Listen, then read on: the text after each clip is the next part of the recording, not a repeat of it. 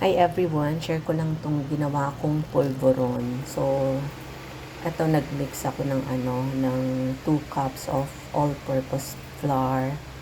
Tapos sinain ko yung all-purpose flour hanggang sa maging light brown para maluto. Tapos hinayaan ko lang na lumamig. Nung lumamig na, dinagyan ko yung all-purpose flour ng 1 cup of full cream powdered milk at saka 3/4 cup na sugar. So, minix ko lang ulit yon ng maayos. Tapos, dinagyan ko ng melted butter na mga half cup na melted butter. Tapos, hinalo ko ng maigi. Minix ko ng maigi lahat ng ingredients na yon. Then, after that, yan, syempre, minold natin. Bumili ako ng molder sa Shopee. Large size.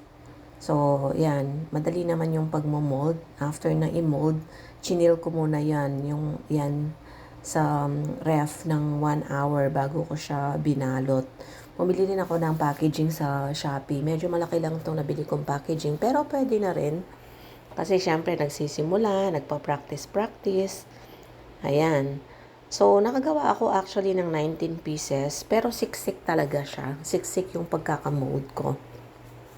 Tapos ito, sinil ko rin siya. Bumili ako ng pang-seal ng plastic, yung parang pang-plancha ng buhok.